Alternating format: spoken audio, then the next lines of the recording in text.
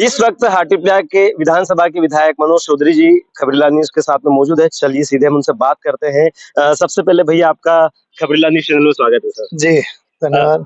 Sir, चुनाव नजदीक है। बीजेपी ने बैक टू बैक 3 लिस्ट जारी कर दी है, जिसमें देवास जिले में से अभी सिर्फ एक ही प्रत्याशी का नाम घोषित हुआ, सोनकर जी का। क्या लगता है आने वाली जो लिस्ट है वो कब जारी होगी? आने वाली हाटीप्या विधानसभा को और देखे जाए तो किस तरह से माहौल बना हुआ सर? हाटपिपल्या को देखा जाए तो माहौल शानदार जीत का है।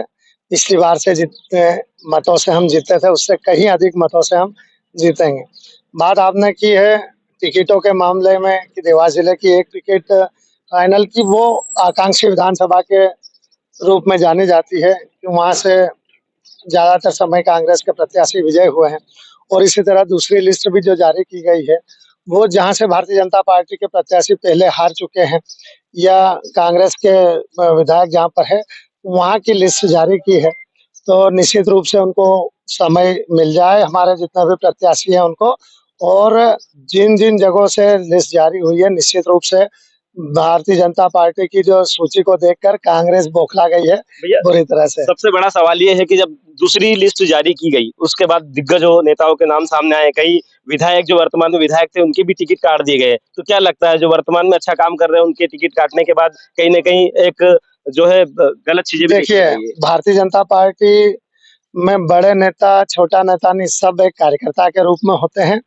और कब किसको प्राथमिकता दी जाए या किसको कहाँ लड़ाया जाएगा ये पार्टी तय करती है। निश्चित रूप में इसमें कोई भला बुरा मानने वाला बात नहीं है।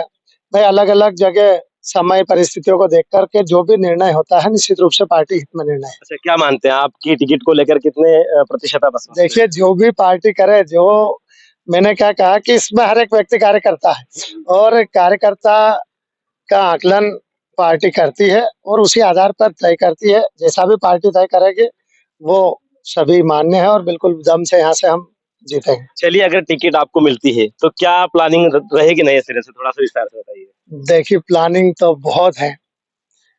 मैं कहूंगा कि मेरे विधायक बनने के पूर्व हाटपिपल्या विधानसभा, जिस तरह से भारतीय जनता पार्टी की सरकार मध्य प्रदेश में नहीं थी तब तक मध्य प्रदेश बीमारू राज्य माना जाता था, वैसे ही भारतीय जनता पार्टी या फिर मैं विधायक नहीं बना तब तक हाटपिपल्या विधानसभा भी बहुत पिछड़ी विधानसभा की गिनती में आती थी। लेकिन हमने योजनाबद्ध तरीके से इसका विकास हर पहलू को जोड़कर किया। चाहे यहाँ पर जो सड़कों की स्थितियां बहुत ज्यादा खराब थी, सड़कों को बनाया गया, नवीन सड़कों का निर्माण कराया गया, पुल पुलिया बनाया गया। दूसरे नंबर पर अगर हम बात करें तो कृषि प्रधान हमारी विधानसभा है, तो किसानों के लिए सिंचाई की योजना संपूर्ण हाटपिपल्या विधानसभा के एक किसानों को सिंचाई का पानी कैसे मिले उसकी स्वीकृति कराई। पीने के पानी की जो अव्यवस्था थी, हम गर्मी के समय में जब भी जाते क्षेत्र में तो लोग बोरिंग की मांग करते हैं, कुएं की मांग करते हैं, पानी मिलता नहीं मातृ शक्ति को, तो उनके लिए पीने के पानी की बड़ी योजना जिसमें नाम मां नर्मदा जी का पानी हमारे करीब 125 गाँवों को फिल्टर पानी मिल जाए, स्वच्छ पानी मिल जाए, उसकी 250 करोड़ की स्वीकृति। साथ ही नल जल मिशन के माध्यम से एक एक गाँव में टंकी का निर्माण करवाया, नल जल के माध्यम से घरों तक पानी पहुंचे।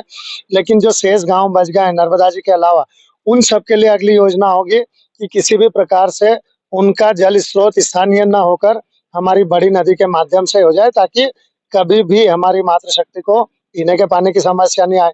इसके अलावा अगर हम बात करें तो शिक्षा के मामले में, शिक्षा में सीएम राइज, पीएम स्कूल, चाहे हमारे कॉलेजेस की बिल्डिंग बनाना, शासकीय कॉलेज की हाटपिपल्या की, या हमारे स्वास्थ्य की बात करें तो हमारे स्वास्थ्य के मामले में 15 करोड़ 8 लाख की स्वीकृति, अभी 50 बिस्तर का हमारा हाटपिपल्या के हॉस्पिटल का उन्नयन, साथ ही छोटे बड़े कई सामुदायिक और प्राथमिक स्वास्थ्य केंद्र हमने स्वीकृत कराए हैं जिनकी राशि स्वीकृत हो गई, प्रशासकीय स्वीकृति आ गई। आने वाले समय में उनका निर्माण करके पूरे क्षेत्र को स्वास्थ्य के मामले में भी मजबूत करना। बिजली के मामले में जो गड़बड़ियां थी, कम क्षमता वाले ट्रांसफार्मर्स लगे हुए थे, कहीं तार जल रहे थे, कहीं जो है केबल्स जल रही थी, कई जगह ट्रांसफार्मर नहीं थे, उन सब की व्यवस्था के लिए 75 करोड़ रुपए की स्वीकृति हमारे पूरे विधानसभा क्षेत्र के लिए करवाई गई। इसके साथ ही आस्था के कहीं हमारे केंद्र सिपरा हो या फिर हमारा नरसिंह घाट हो, इन आस्था के केंद्रों को सुसज्जित करना, उनके घाट निर्माण करना, उनको आस्था के साथ-साथ पर्यटन के रूप में भी विकसित करने का हमारा प्रयास रहा है। इसके साथ कई छोटे-मोटे जो स्थानीय स्तर की जितनी भी समस्या, उन सब को प्राथमिकता से हल किया है, योजनाबद्ध तरीके से।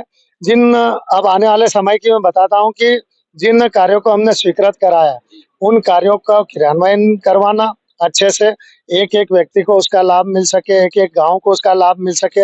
हमारे जो भी परिवारजन हैं, उन सबको उनका जीवन स्तर कैसे ऊपर उठे, उनकी सारी समस्या हल कैसे हो, ये सभी योजनाएँ हमने बना रखी है और निश्चित रूप से आने वाले समय में एक आदर्श विधानसभा हाटपिपल्या विधानसभा होगी। भैया एक महत्वपूर्ण सवाल, आपने इतनी सारी सरकार की योजनाएं गिनाई जिसको लेकर आप धरातल पर भी लेके आए हैं। हाँ। इतनी सारी विकास योजना आपके क्षेत्र में गई, जनता भी वहाँ की सेटिस्फाई है आपसे, जी। लेकिन आप ही की पार्टी के कार्यकर्ता कुछ लोग आपकी विधानसभा पर अभी नजर टिकाए हुए हैं कि उनको यहाँ से टिकट मिले, इसके बारे में क्या कहेंगे? देखिए, ये राजनीति का एक अंग है। सबकी अपनी-अपनी भावनाएँ होती हैं और सब अपना-अपना स्तर पर प्रयास करते हैं। ये तो तय होता है, ऊपर से जो भी होगा उससे कोई अंतिम सवाल है, कांग्रेस ने अभी तक अपनी लिस्ट कोई जारी नहीं की है, लेकिन माना जा रहा है कि राजवीर सिंह बघेल हो सकते हैं आपके सामने उनको टिकट मिले, तो क्या मानते हैं, क्या चुनौती मानते हैं? मैं तो कोई भी हो, कोई चुनौती नहीं है। सीधी बात है कि जितना काम हमने जनता के लिए किया है, क्षेत्र के विकास के लिए किया है, निश्चित रूप से कोई भी आएँगे तो आप भारी बहुमत से जीतेंगे।